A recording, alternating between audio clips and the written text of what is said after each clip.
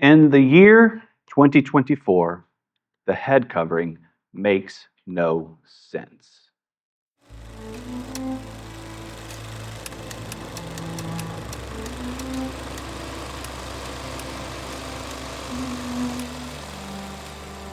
Imagine for just a moment being born not into this world, but into the realms of heaven itself.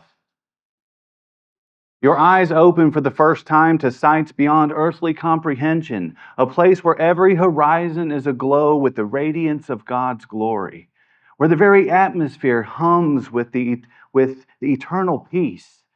You are an angel, and the heavens are your home.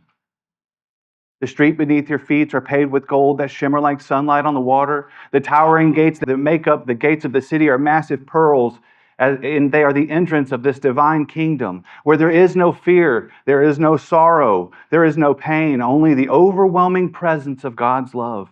You live amongst the heavenly hosts, surrounded by celestial beings who sing in perfect harmony. Your voices join in with theirs in endless praise. The air itself is alive with the fragrance of joy, and the sky above you is an endless expanse of beauty, painted with hues that no earthly artist could ever hope to be able to capture. But there is one thing missing. One thing that heavens do not contain. One beauty that heaven, for all of its splendor, it does not possess. The beauty of a woman. As you gaze down from your heavenly palace upon the earth below, you see for the first time a sight so captivating, a sight so breathtaking, it awakens something within you. And it doesn't matter how hard you try, you can't seem to get the woman of the earth out of your mind, clothed in her beauty, unlike anything that you've ever known. Their form, their grace, their delicate strength, there's nothing like it. And you know, for her to be yours would mean forfeiting everything you've ever known. The peace, the glory, the light of heaven itself. You become constantly tormented with this new awakened desire within you, torn between the eternal glory of heaven and the beauty of a woman. Eternal glory, intimacy, eternal glory, the beauty of a woman. And your decision is made. You step down from your eternal heights, giving up your place amongst the angels, leaving behind the throne of God, descending to earth, knowing that your choice will forever change your fate. You take the woman as your wife, and from this union, the Nephilim are born. Beings of immense strength, giants of the earth. The legacy of your decision stretches across time, as does the memory of all that you've given up. Heaven may have been your home, but the beauty of a woman was the one thing that you deemed worth trading it all for. There's a similar story that we read like this in Genesis. Now it came to pass, the angel saw that the daughters of men were beautiful, and they took for themselves wives of any who they chose. And when the angels bore children to them, their offspring were giants, mighty men who were of old, men of renown, absolute legends. I contend to all of you today that the beauty of a woman just may be the most powerful potion in all of creation, capable of not only inspiring the highest forms of love and devotion, but also tearing down and destroying even the mightiest of beings. Kings have fallen to her feet. Rulers have forsaken empires for her. And even some of the angels, being of immense power and eternal glory, were willing to exchange it all to behold the beauty of a woman.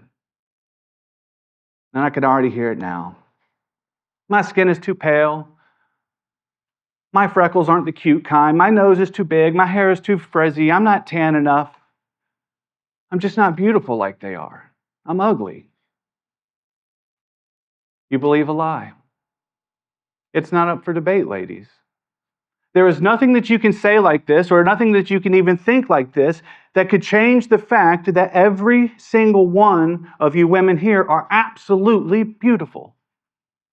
And for you ladies who have husbands, it is a concrete reality, as real as the warm breath that comes out of your mouth or the sun that blazes down from the sky. It is a concrete reality that you are the absolute glory of your husband. He may be a really good man, but if he lost you, he would be almost nothing. There's a whole lot of very difficult teachings in the Bible that at quick glance seem not to be that difficult. That is until the command is against you. Love your enemies. Bless those who persecute you. Do not resist evil. Easy to say until someone's plucking your eyeballs out. Adulterers will be cast into the lake of fire. And remarriage after divorce is adultery. Pretty easy to chew on that and swallow when you're raised with it your entire life and you're a million miles away from that ever being a possibility in your life. But do you realize that 50% of the married population today are divorced? It's a tough pill to swallow when you learn of these realities and it's too late for you. What a man or woman experiences as they emotionally deal with the possibility of a relationless, sexless existence forever, the idea of never again having a legitimate sexual expression ever, it's not even permitted in the mind under the law of Christ. These are hard pills to swallow. Christ's law is no joke, and there's a reason why he told us to count the cost. But this is just part of reality. Every Christian must and will have to deal with painful and difficult biblical teachings, but not everyone has to deal with all of them equally. And this touches on an unpleasant reality that in some ways men and women are equal, but men and women are not equal in all ways.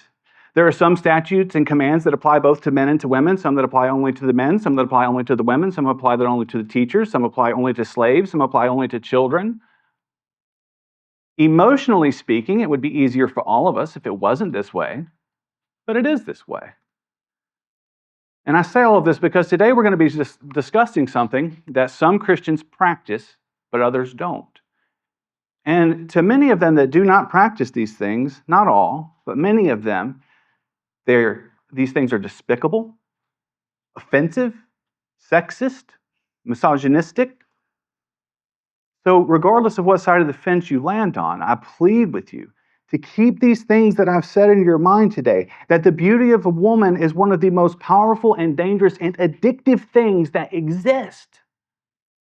And I can't say that to be an absolute truth claim, but I personally testify to that. And I know it's not your fault, ladies. You didn't ask to be a woman. You didn't ask to be so beautiful that both men and angels would be willing to give up eternity for fleeting intimacy with you. That part's not your fault. But it is what it is. You're a woman, and you're beautiful. And whether you like it or not, this beauty brings a heavy load of responsibility into your life if you're a Christian. This power that you yield is unmatched by any man, in my opinion. But where are we going with all of this? In the year 2024, the head covering makes no sense. Daniel's testimony illustrated this in a beautiful way. So here was a man, a child or a teenager at the time, raised in church, but he hadn't really converted. And he's a teenager, and he finds himself sitting in the bushes with a sword because some kid kissed his girlfriend at school, and when he pulled into his driveway, he was going to be a dead man. Fortunately for both of them, he didn't come home that day. Shortly after that, he does get converted, and he actually becomes a Christian, and Christ transforms him into the exact opposite. His anger issues, and they were deep. I was there. I was his brother. They were wiped away from the face of this planet. He spends the rest of his high school life going to church, witnessing to people, winning souls the best that he knew how. He shared the gospel with his peers at work and at school, and it was not in vain either.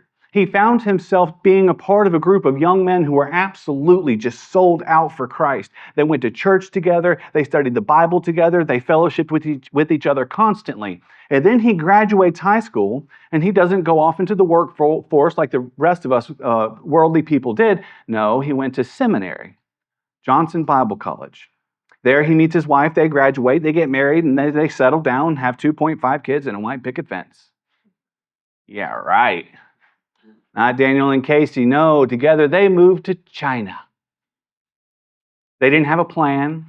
Didn't necessarily know exactly what they were going to be doing. They just knew that they were taking the gospel to China. Then for over 10 years, they're there planting churches, baptizing men and women, bringing them into a church in an environment where if the government found out, those people's lives would be effectively ruined.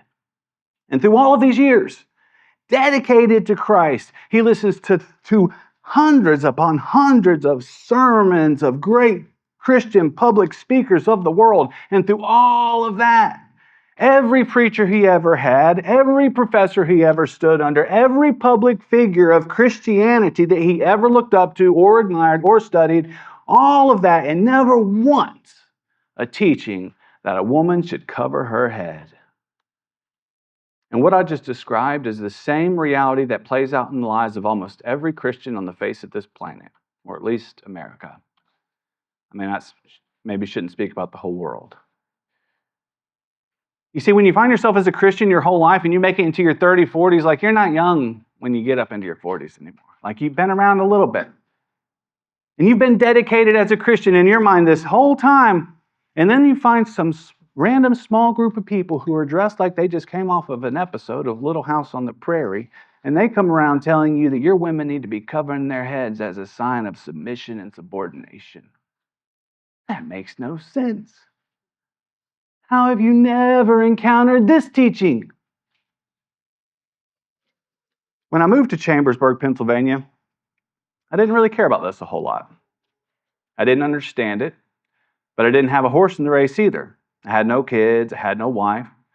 And if I'm honest, for the longest time when I would read the head covering passages, it did not translate into my brain. My brain did not see what I saw being practiced in this congregation. Let's read it together. Now I praise you, brethren, that you remember me in all things, and keep the traditions just as I delivered them to you. But I want you to know that the head of every man is Christ, the head of the woman is man, and the head of Christ is God. Every man praying or prophesying, having his head covered, dishonors his head. But every woman who prays or prophesies with her head uncovered dishonors her head, for it's one and the same as if she were shaven. But if a woman is not covered, then let her be shorn. But if it is shameful for a woman to be shorn or shaven, then let her be covered.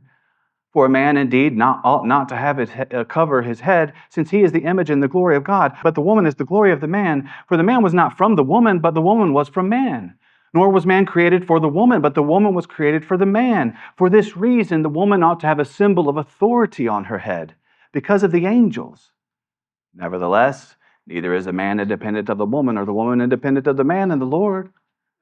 For as the woman came from man, even so man also comes through woman. But all things are of God. Judge amongst yourselves. Is it proper for a woman to pray to God with her head uncovered? Does not even nature itself teach us that if a man has long hair, it's a dishonor to him, but if a woman has long hair, it's a glory to her? For her hair is given to her as a covering. But if anyone seems to be contentious, we have no such custom, nor do the churches of God. This whole head covering controversy, this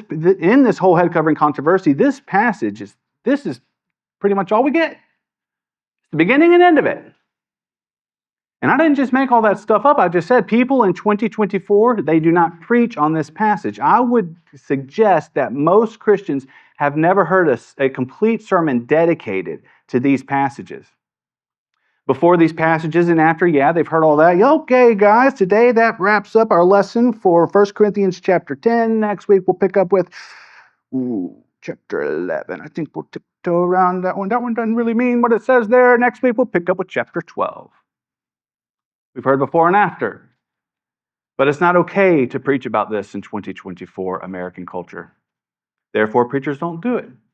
Because if they do, it's off with their heads. Not literally.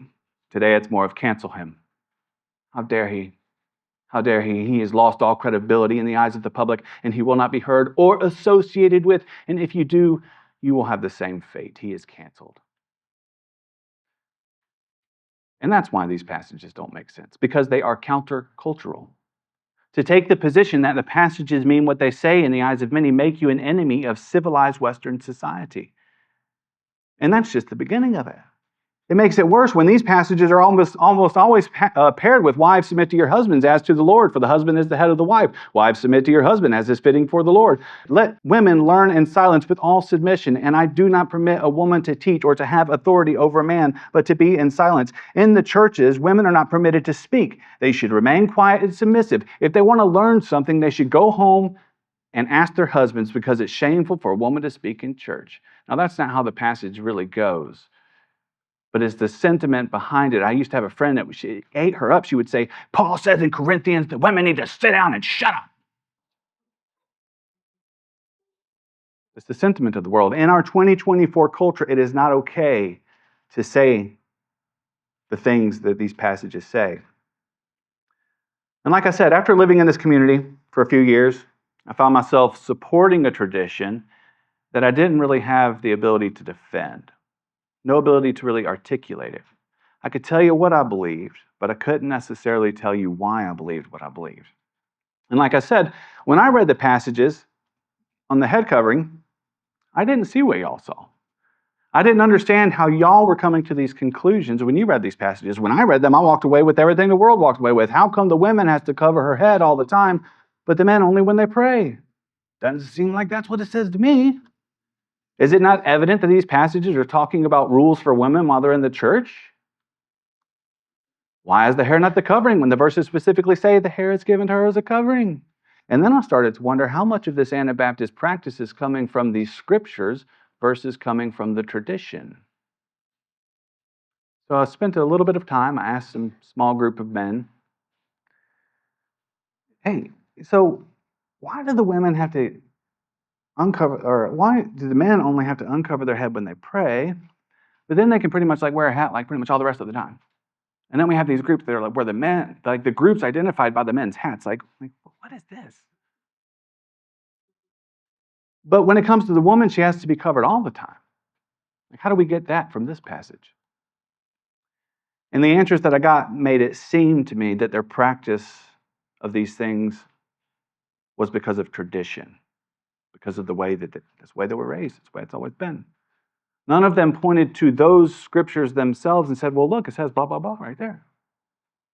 They did point to some scriptures, well, you're supposed to pray without ceasing, so, well, yeah, the men are supposed to pray without ceasing either. Yeah, but the men could just take off their heads. It's hard to take off a head covering, so I don't know, man. I'm not going to let that be my defense. That's just not strong enough.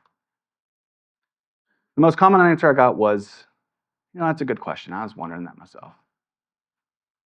Now, don't get me wrong. Operating within a tradition is a beautiful thing. It is something that is lost in the world. A lot of people grow up and they don't even have a tradition to turn to. But let's process this for just a bit. So we have this massive Christian community nationally, right? So think of all of the professing Christians in the U.S. Millions of Christians and just these little small pockets of people practicing these weird things. Let's say you take one of these women out of who are covering under this tradition and you drop her into the ocean of 2024 Christianity. Instantly, they're absolute weirdos. To the entire Christian ocean, it's so clear. Hello, ma'am, that doesn't make any sense. Look, our pastor's a woman. We're all Christians. We've been Christians our whole lives. We've never heard this stuff. It doesn't make any sense. But the absolute opposite is true if you go back 150, 200 years. You take one of those women out of the 2024 ocean of Christianity, go back 150, 200 years and drop her in that Christian society, suddenly she's the weird one. Like that. She would be hard-pressed to find a single Christian that had her idea of headship or head covering or submission. All the drops of the 200 years ago Christian ocean would say, are you kidding me? Women can't be preachers. What are you doing without a covering on your head? This is the way it's been for nearly 2,000 years. Daniel actually had a really good sermon on the history. If you happen to be watching this online, we'll have the link in the description. I encourage you to go look at that, because if you look at history, what you will find is that these traditions were preserved and practiced in varying forms for the first 1900 or so years of Christianity. Only within the last century and a half or so, like that, almost overnight, practically speaking, it's almost been totally wiped off the face of the planet. And there is no way around it. If you look at history, this is what you will find. So there I was in this weird position that I found myself in, and I didn't necessarily like it. Believing and supporting these practices that I couldn't necessarily personally articulate or defend myself if I was put on the spot. Yet I was pinned between this belief and the reality that which made me the enemy of some people, and the reality that I saw that couldn't be changed is that history says that this whole thing of women leadership in church and uncovering their head, it is a modern phenomenon. And so I decided to really dig deep, to study this thing out, to find out, is this really defensible, or do we just accept it because the tradition is obvious? Do we just hold to the tradition that is quite literally on the verge of being wiped out completely? And so I started listening to all the teachings that I could pull together. Apparently, I had been listening to the preachings, but I don't know, it wasn't important to me. It was going in one ear, out the other. It wasn't sinking in. I wasn't getting it. So I went back and I re-listened to all the teachings of all the brothers, listened to some of the teachings from other of our sister churches to find out that it is absolutely defensible. And then, but I wanted more than what the men of today could teach me. I wanted to know, what did it sound like back then? I wondered, back in those days when you wouldn't be canceled and have your life totally ruined for saying such things, what did it sound like in those days? For all of those centuries when these were the practices of virtually every female Christian, back when they weren't all sensitive and offended about it, what did the preaching sound like back then? So for the remainder of this lesson, we will be going back in time, and I will be delivering a sermon to you that was once spoken by John Chrysostom sometime in the 400s. Over the past 6 months, I've studied this material over and over, and I've been listening to it. I don't know how many hundreds of times I've consumed this. I kept going through it until I was able to make every logical connection that I think he was trying to make. And then what I've done is I've contemporized this, meaning I've rewritten it to be able to deliver it in some way that I speak, to be understood in our modern language, while preserving to the best of my ability what he said. In the end, it turned out to be a little bit of a mixture. I would go down these little rabbit holes in my own mind. I'd get off script. And so what I tried to do as I made this is I tried to make it pretty clear when it's John Chrysostom, and then I kind of use a different background, like a black, when you see the black, you know I'm down my own rabbit hole, not necessarily speaking what John said. Now I praise you, brethren, that you remember me in all things, and keep the traditions just as I deliver them to you. So out of the gate, we see that this tradition that has been upheld for 2,000 years was delivered by Paul to the Corinthians. It is clear that Paul had previously counseled them in person. This is evident because of the way he initiates the topic. Why would this have been a starting point if he had not previously taught these things to them? Let us move through this, passage by passage. Now I praise you, brethren, that you remember me in all things. About what things? Until now, the discourse had been about them not having long hair and not covering their heads. But Paul is very generous in his compliments, making his listeners even more eager to listen to him. And this is why he says that you remember me in all things and you keep the traditions just as I delivered them to you. So it seems that Paul shared these things with the Corinthians, but he did not put them into writing. Back then, he merely shared them. But now he provides their meaning. In doing so, he not only strengthens the steadfast, those who obeyed, but he also humbles those who oppose themselves. And notice, he doesn't specifically say some of you obeyed and the rest of you did not. Instead, he subtly suggests this through his teaching method when he says, but I want you to know that the head of every man is Christ. The head of every woman is man, and the head of Christ is God. This is Paul's explanation for the matter. And he presents it in this way to engage the less attentive. You see, someone who is faithful, as they should be, and steadfast as they should be, this person doesn't need to know the reason for the commands. The steadfast are content with the rule alone. But for the weaker brother, when he understands the reason for the commands, it helps him to keep it in his mind and to comply more eagerly. And this is why, when Paul previously taught these things to the Corinthians, he didn't spell out the reasons in detail. But now that he sees the commandments being violated, he explains the reasons by saying, but I want you to know that the head of every man is Christ. Does this mean that Christ is also the head of the non-believer as well? Certainly not. For if we are the body of Christ and individually we are members of it, and in that sense he is our head, then he cannot be the head of those who do not belong to the body and are not counted amongst the members. So when he says of every man, you must understand him to be speaking of the believer.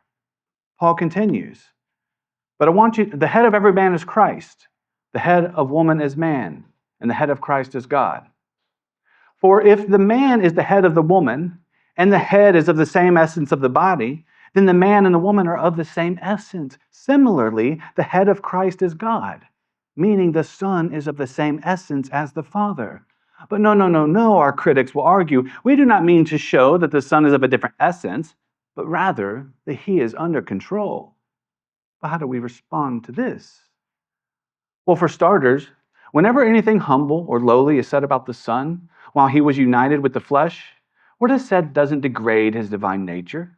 He emptied himself when he accepted the role. To this they reply, but it says that just as the man rules over the woman, so does the Father over Christ. Therefore, in the same way that Christ governs the man, so also does the Father govern over the Son.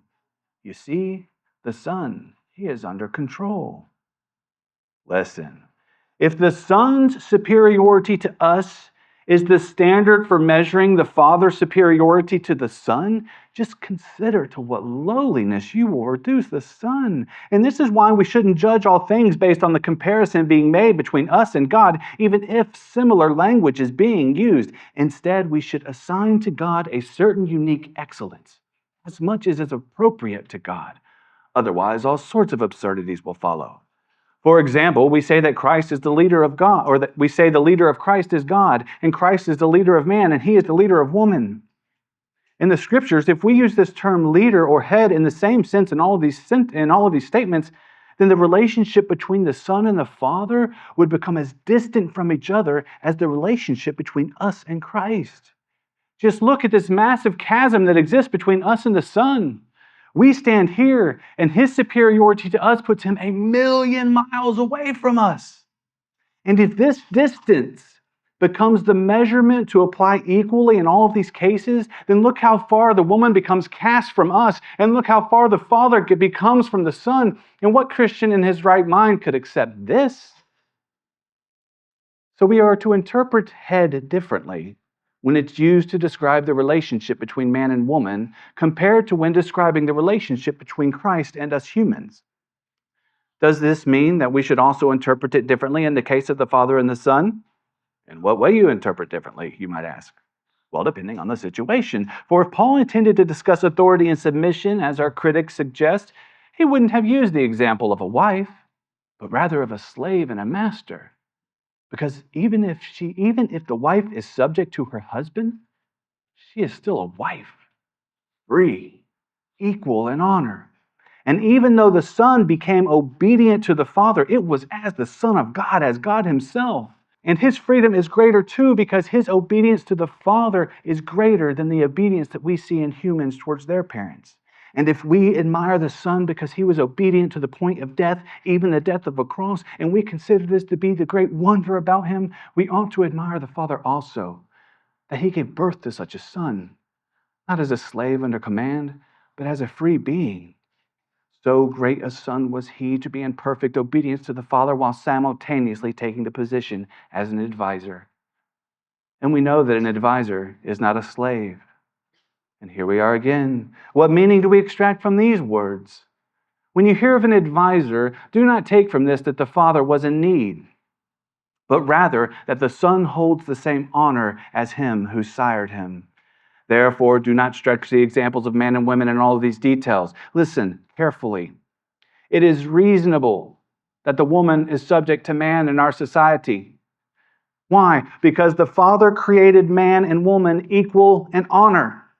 And equality of honor in this fallen world will inevitably lead to disagreements.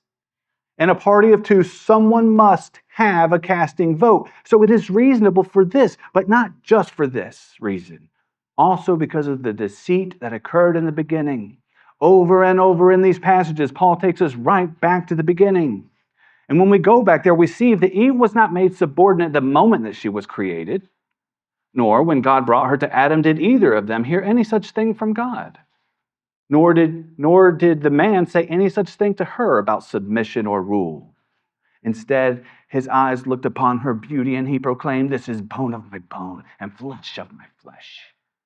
He never mentioned anything about rule or submission to her. But when she misused her privilege, and she who was created to be his helper was found to be a trap, ruining everything, bringing the whole earth under a curse, that is when she was justly told by God for the future, "Your desire shall be for your husband, and he shall rule over you." What was God's reason for this, do we suppose? It was likely that this sin would have plunged our race into a state of unresolvable conflict. After ruining everything, the fact that she came from man and was made for him would resolve nothing. Therefore, God, recognizing the malice of the evil one who would seek to instigate a never-ending war between man and woman, God thwarted the devil's plans by embedding within the woman herself the desire for her man. So let us be careful about what meanings we take from words when they are spoken about God.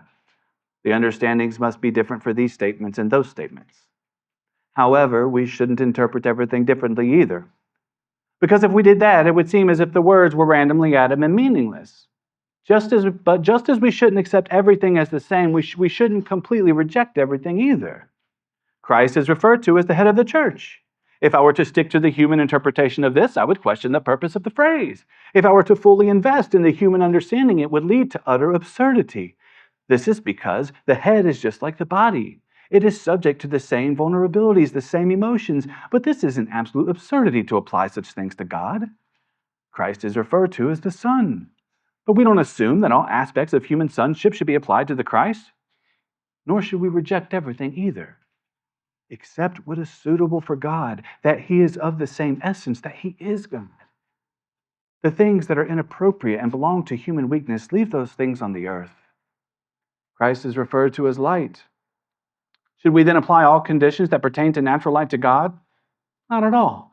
For that light succumbs to darkness. It is confined by space. It is driven by another power, and it is overshadowed, none of which is even permissible to even conceive about the essence of the Father.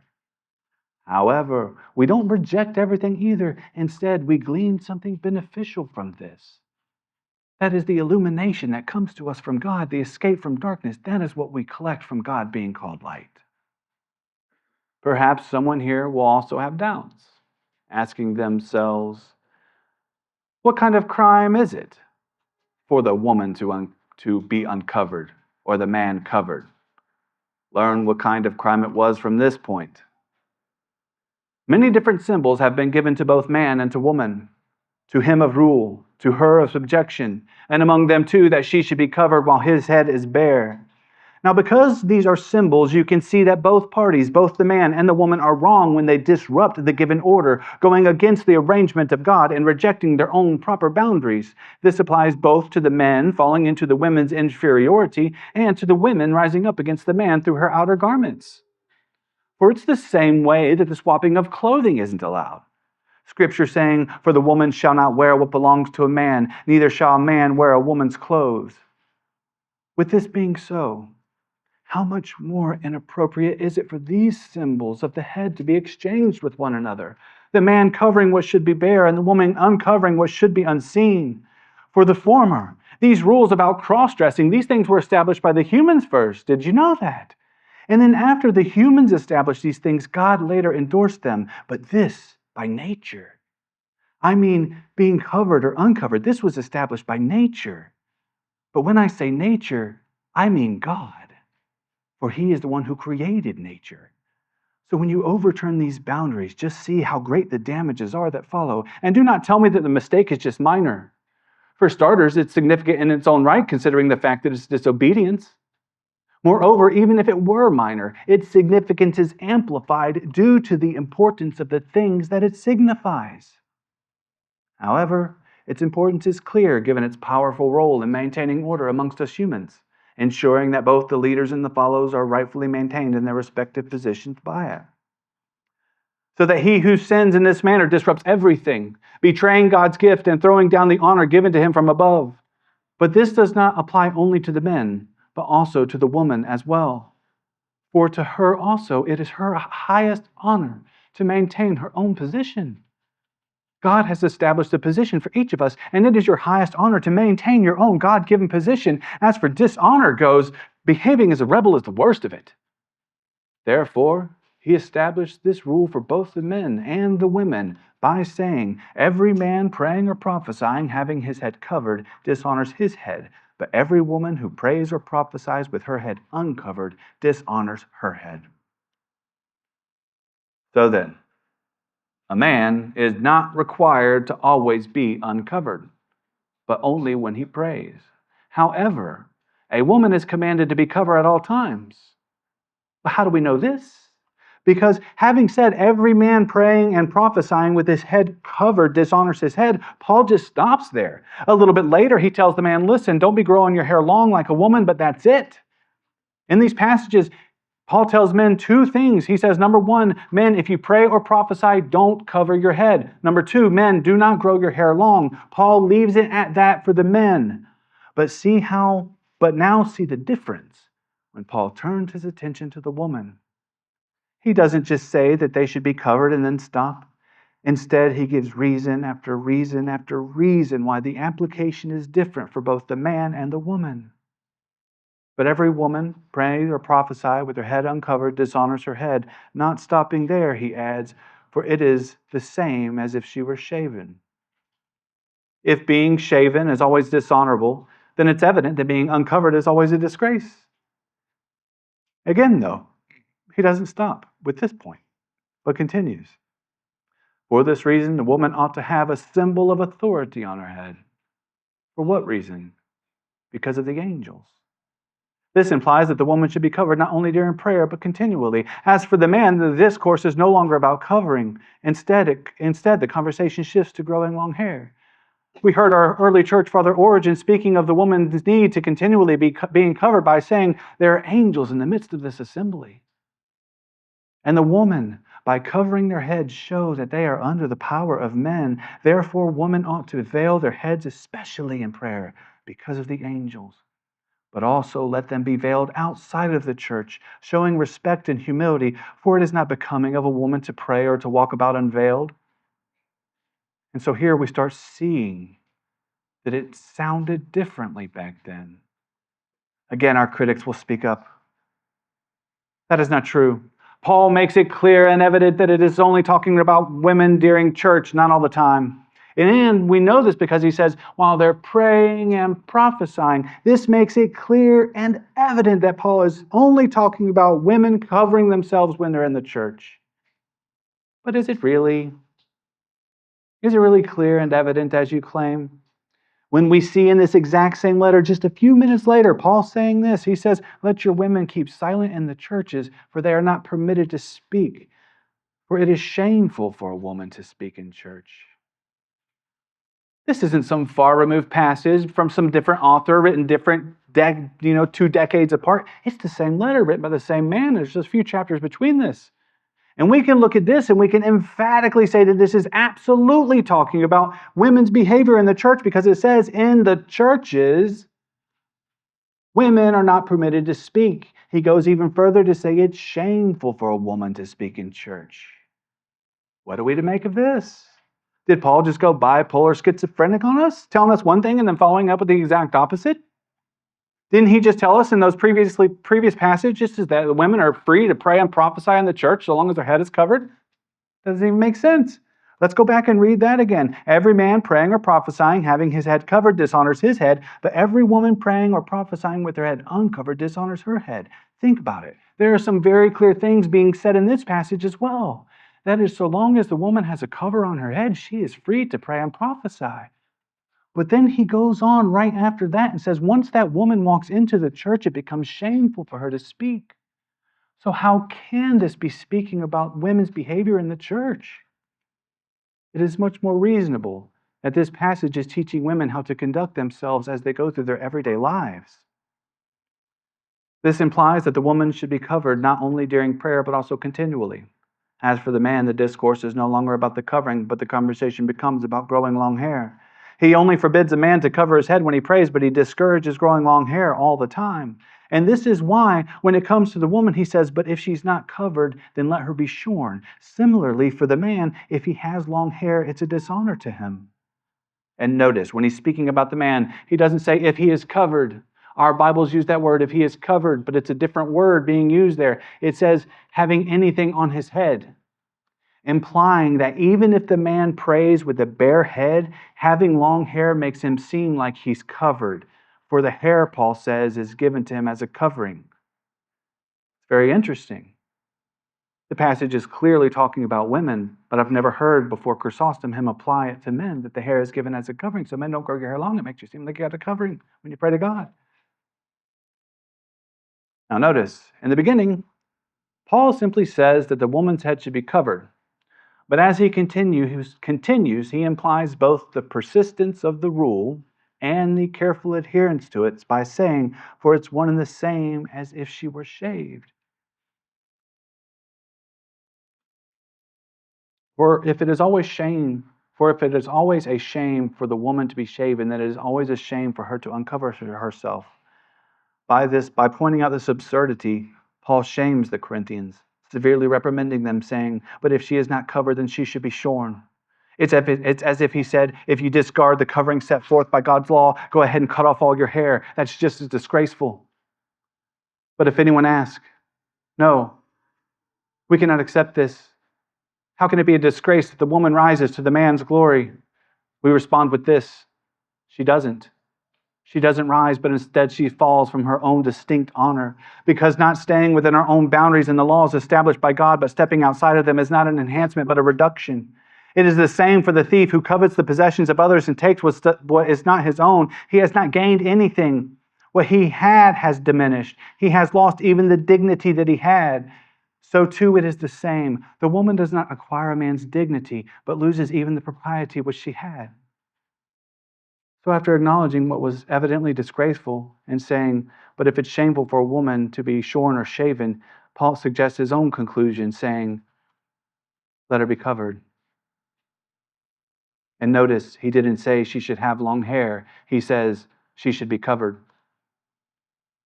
In this, Paul is implying that both the head covering and the hair serve the same purpose, and that the woman whose head is shaved is effectively the same as the one with no head covering. For it's the same, he says, as if she were shaved. Aha, there it is. It's right there. It says that her hair is given to her as a covering. So clearly the long hair, clearly she has long hair, there is no need for another covering. Let us suppose that your argument is right, just for argument's sake for a moment. And then just imagine that there is a woman with long, beautiful, flowing hair, and she's respectfully covered. And then she stands up and she begins to pray and she begins to prophesy. And then for some reason, in the middle of her prophesying, she removes her covering. If this position is true, that the covering is not needed because her hair acts as a covering, then Paul's response would have been something like, relax, gentlemen, it's fine. For she has long hair given to her as a covering. But this is not what the apostle said. He said, no, if she unveils herself in such a manner, then the very hair she has, which you say is her covering, should be shaven off. Your interpretation of this doesn't make any sense. Just listen to yourself. If she prays with no head covering, then her other covering should be shaven off, which is not only shameful, but also leaves her completely uncovered. So now go back and put on the original head covering, which you took off in the first place. Bruh. This interpretation renders Paul's statement absolute nonsense. So just like the woman with the shaved head, this unveiled woman is uncovered in the same way. And this is the reason that God allowed nature to provide the woman with the covering, so that she might learn from it to cover herself. Now, the next thing that Paul does is he explains the reason for this by saying, for a man indeed ought not to cover his head, since he is the image and glory of God, but woman is the glory of man. For a ruler, when he stands before a king, should bear the emblems of his rule. He should bear the symbols of his rule. Just like a military leader would not dare stand before a crowned king without his military belt and cloak, in the same way, you, man, should not pray before God without your symbols of rule. That is your bare head, or you will disrespect both yourself and him who honored you. And the same thing can be said about the woman. For her too, it is a disgrace to not be wearing the signs of her submission. For a man should not have his head covered because he is the image and the glory of God, but the woman is the glory of the man. Therefore, the man's rule is natural and evident. But how have I come to this conclusion? How is it evident that man's rule is natural over the woman? Think about it. Christ rules over the man, correct? None of us dare to question this truth. You want to talk about clear and evident? Well, it's clear and evident that man is fully subjected to the complete rulership of Christ. And then in verse 3 and verse 7, Paul lays out two different relationships. Number one, that Christ is the head of man and man is the head of woman. Relationship number two, that man is the glory of Christ and the woman is the glory of man. So man is the glory of Christ, and Christ is man's head ruling over him. In the same way, the woman is the glory of man, and man is her head ruling over her. Now, this headship order between man and Christ has existed since the beginning of man, but this headship between the man and woman does not appear to have always been in place in the same way as it is now. It was only after Adam followed Eve into sin, bringing the whole earth under a curse, that God ever said to Eve, "Your desire shall be for your husband, and he shall rule over you." Then, after establishing his argument, Paul proceeds to present another reason and cause as well. Once again, taking us back to the beginning by saying, "For man is not from woman, but woman from man. Nor was man created for the woman, but woman for the man." This is yet another advantage, actually a third and even a fourth. The first being that Christ is the head of the man, and man is the head of the woman. The second being that man is the glory of God, while the woman is the glory of man. The third, that man did not come from the woman, but she came from him. And the fourth, that man is not made for the woman, but she was made for him. For this reason. For which reason do you ask? Well, for all of these reasons that I just mentioned, Paul says, or rather not only for these, but also because of the angels. For even if you disrespect your husband, allowing your uncovered head to be seen by all, at least respect the angels. This implies that being covered is a sign of subordination and power, as it encourages her to lower her gaze and to feel humble and to fully maintain her own respective position. For the virtue and honor of those who are ruled is to remain in their obedience. Some people have virtue. Some people don't have virtue. Virtue is a good thing. It should be desired and pursued. Some people have honor. Some people don't have honor. Honor is a good thing that should be desired and pursued.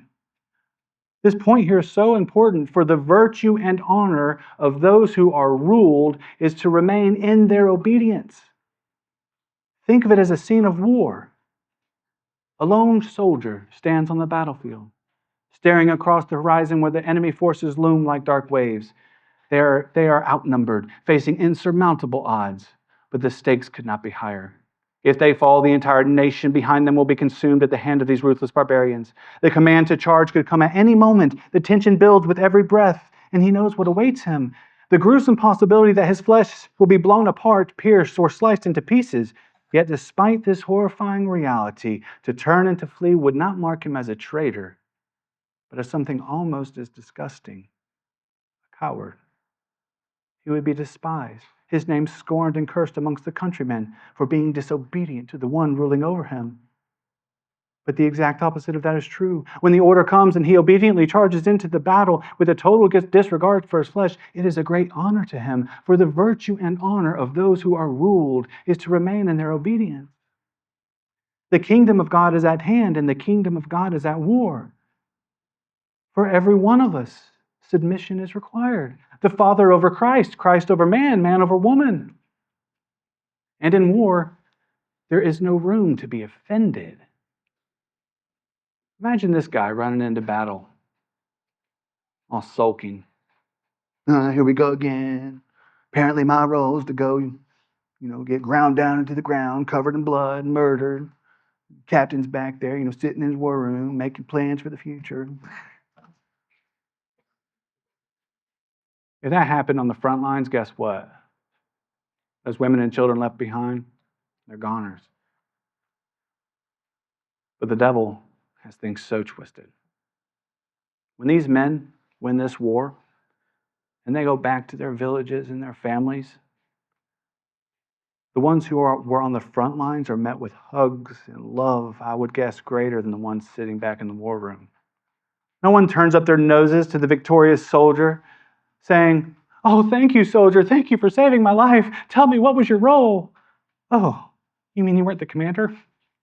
Sorry, I mistook you for someone else. I didn't realize you were just one of the guys fighting in the trenches." The devil has this whole thing all twisted up. Through narrative, everything has been twisted around backwards. In the kingdom of God, you ladies are in the trenches of the war. You are on the front lines. The expansion of the church taking over territory through the gospel could never happen if it weren't for you if it weren't for you holding together the very fabric of life. The home, the family. You should be honored and revered above all. But the devil has robbed us of this in this culture, turning it into, apparently, submission means I'm supposed to put aside my dreams, my voice, and my choices. I'm supposed to just stay at home, cooking and cleaning and nodding yes, dear, whenever my husband says. What an absolute mockery the devil has made of you through this. Do not listen to the lie. And look, as Christians, we are the only nation in all of existence who have a king that is in submission. How dare any of us be offended at our own given position? Our own King Jesus Christ, the Son of God himself, descended to earth through a virgin to step into the front lines of the greatest war of all time to fight on our behalf, maintaining his own virtue and honor by remaining obedient to the Father. We do not have a king who sends us to the front lines to be torn apart while he stands back planning his next move. No, absolutely not. We have a king whose orders were to descend and deliver the final, never-ending, perfect law of God. That is, be perfect as your heavenly Father is perfect. Forgive your enemies. Love your enemies. Bless those who persecute you. When someone slaps you across the face, do not resist evil.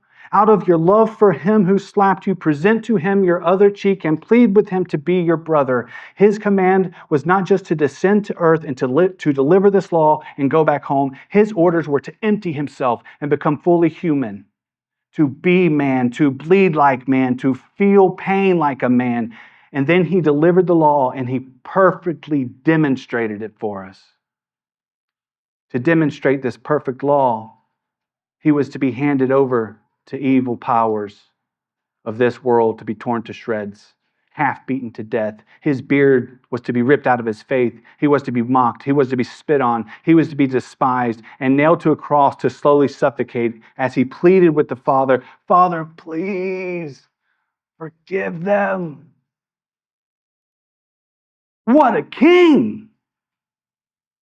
How dare any of us be offended about our position? Now, because Paul had given significant superiority to the man, having stated that the woman was of him, for him, and under him, he skillfully balances this out, ensuring that neither the man is overexalted nor the woman is depressed, by introducing the correction by saying, "Nevertheless, neither is the man independent of the woman, nor the woman independent of the man in the Lord. For as the woman came from man, even so also man also comes through the woman. But all things are from God." Do not just examine, Paul says, the initial things in the creation. He says, look also at what comes after. Each one of the two is the cause of the other, or rather, not even just each other, but of God of all. And this is why he says, neither is the man without the woman, nor the woman without the man in the Lord. Next, Paul implies something considerably more serious. For he states that the insult extends upon God in a very serious way. Even so, he doesn't precisely articulate this, but in a more subtle and somewhat cryptic manner of communication, he says, is it appropriate for the woman to pray before God unveiled? Does not even nature itself teach that if a man has long hair, it's a dishonor to him? But if a woman has long hair, it's a glory to her, for her hair is given to her as a covering. Aha, there it is. Says it right there. Her hair is given to her as a covering. So if it's given to her as a covering, then why does she need to add another covering? This is so not only nature, but also her own will can play a part in her recognition of being subordinate. Nature herself passed a preemptive law stating that you ought to be covered. Now, sisters, add your own contribution so that you do not appear to be undermining nature's law, displaying outrageous audacity not only towards us but also towards nature. And going against nature is a very, very bad thing. That is why God reprimanded the Jews in Ezekiel, saying, "You have killed your sons and daughters. This is beyond all of your abominations." It was against nature for them to kill their own sons and daughters for demons. Paul scolded the impure among the Romans in a similar manner, making their accusation even harsher, saying that their homosexuality was not only against God's law, but even against nature, for they changed the natural use into that which was against nature. It is then argumentative to oppose these things, and not any exercise of reason. Final thought. The head covering is the beginning of Christian modesty. And modest wives dishonor and disrespect their husbands. Married ladies running around in tight t-shirts and yoga pants, and then believe the lie of Satan that running around in your panties with your butt hanging out is somehow acceptable because you call it a bathing suit. These wives dishonor and disrespect their husbands, sometimes knowingly, sometimes unknowingly. It's not like they're necessarily sitting there saying, "I want to go dishonor my husband." Sometimes these concepts don't even exist in their mind. And there are different levels of modesty. Our ladies here, they wear cape dresses, long dresses down to their ankles. And then there's an extra layer of fabric here over their bosom. If you remove the cape, she hasn't become evil or immodest per se, but she has become less modest. Then if the dress becomes shorter, she becomes even less modest. Then if the dress turns into jeans because she is less modest. And then yoga pants are less modest. And then the bathing suit is less modest. There are many different degrees and levels of modesty. But watch what happens when it goes the other way. From the swimsuit back to the yoga pants becomes more modest. The jeans become more modest. The short dress becomes more modest. Then the long dress even more modest. And then the cape on top even more modest. And for the Christian woman, by obeying the commands delivered to the church in writing by Paul that have been practiced for nearly 2,000 years, modesty begins with the head covering.